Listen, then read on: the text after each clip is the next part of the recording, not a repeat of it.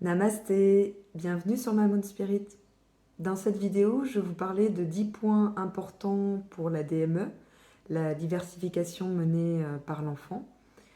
Cette méthode a énormément d'avantages. J'ai fait une autre vidéo que vous trouverez sur ma chaîne qui résume tous les avantages de la DME.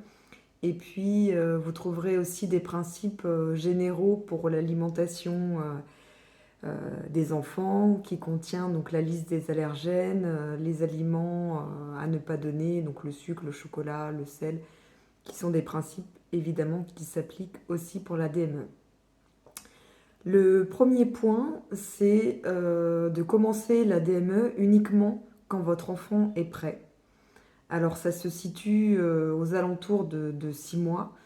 Ça peut être quelques jours avant, mais c'est certainement pas à 4 ou 5 mois. Votre enfant n'est pas prêt, l'estomac n'est pas assez mature, donc c'est pas la peine de commencer trop tôt. Ça peut être aussi quelques semaines après les 6 mois, à 7 mois. Il n'y a pas d'urgence, le lait reste vraiment l'alimentation principale jusqu'à 1 an. Donc pour reconnaître les signes que votre enfant est prêt, il doit être capable de porter un objet à sa bouche et mettre même tous les objets, être intéressé vraiment par mettre plein de choses à sa bouche. Il doit être capable de tenir assis, pas forcément, il y a une différence entre tenir assis et s'asseoir seul, donc c'est pas forcément utile de savoir s'asseoir seul parce que à 6 mois c'est un peu tôt en général, mais il doit bien tenir droit dans une chaise haute pour pouvoir manger.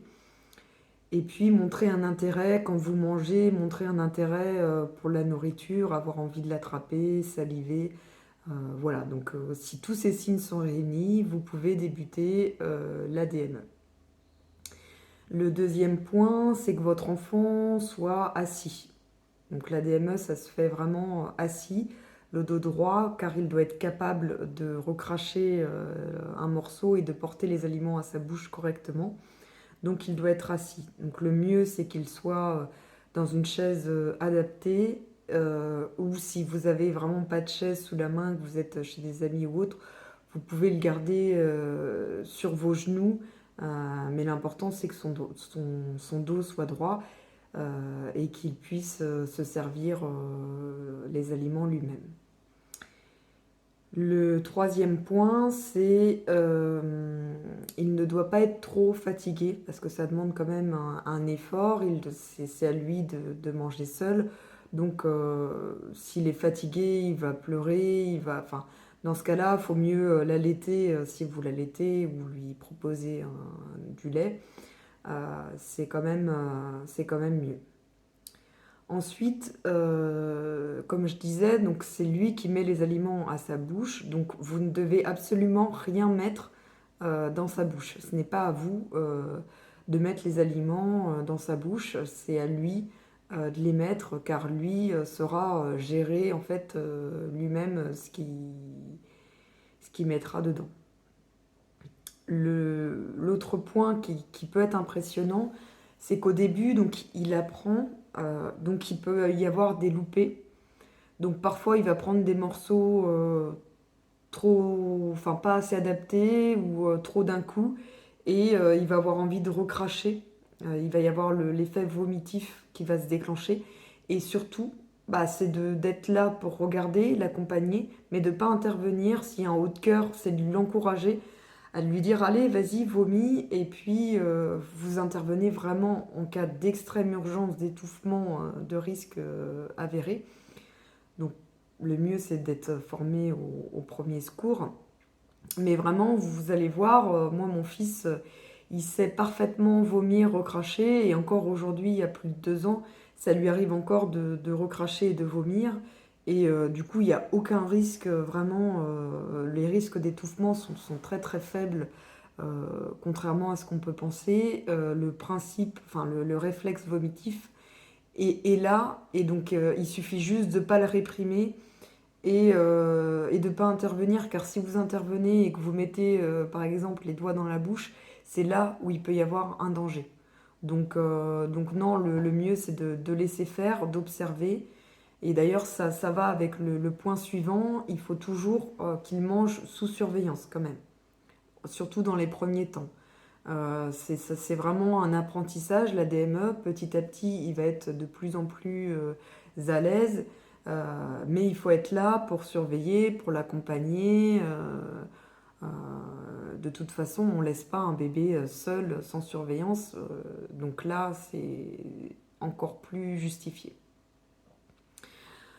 Le point suivant, c'est de lui proposer des éléments, enfin au début, après évidemment on adapte, mais au début il faut proposer des éléments fondants qu'il puisse manger.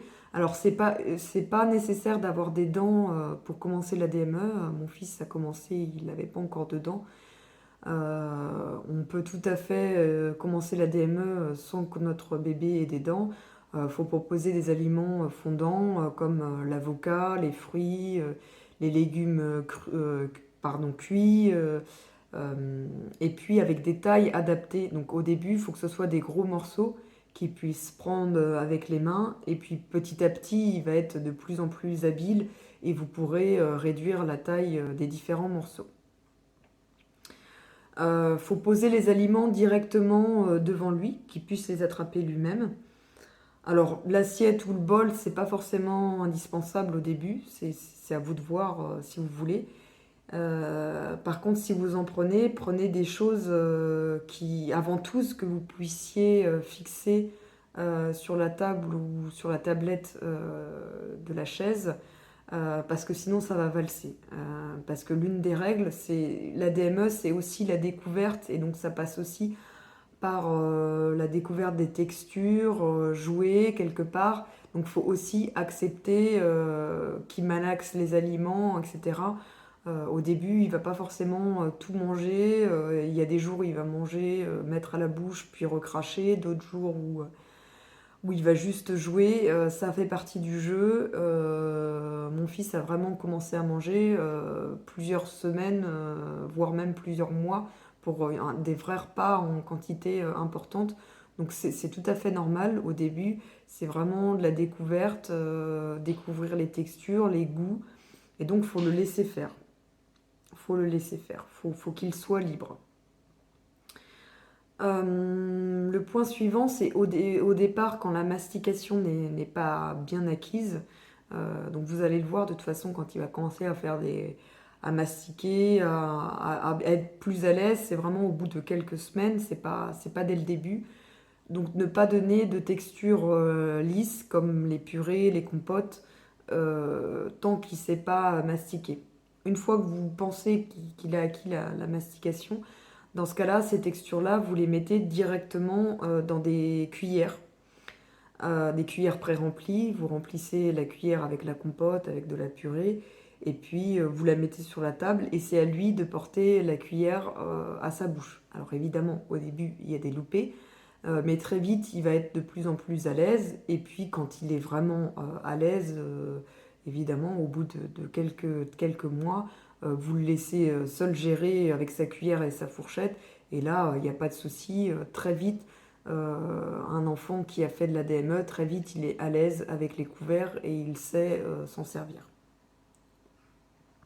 Le dernier point, c'est que c'est à vous de gérer la qualité, l'équilibre des aliments. Donc, se référer à ma vidéo sur l'alimentation des jeunes enfants, mais en résumé, c'est lui proposer des aliments équilibrés, donc fait maison, le moins industriel possible, avec le minimum, voire pas de sel et de sucre. Et par contre, c'est lui qui gère la quantité qu'il veut, c'est-à-dire qu'il y a des jours où il va pas beaucoup manger, où il va pas beaucoup avoir faim, et puis il y a d'autres jours où il va raffoler d'un plat, et donc là, même il veut se resservir plusieurs fois, bah faut pas hésiter à le resservir, et puis à ce qu'il profite de la quantité qu'il souhaite. Et comme ça lui apprend à gérer sa faim, sa satiété, et non pas à manger pour finir son assiette ou pour faire bien, mais à manger à sa faim. Et ça, c'est un des points importants. Voilà, prenez soin de vous. À bientôt.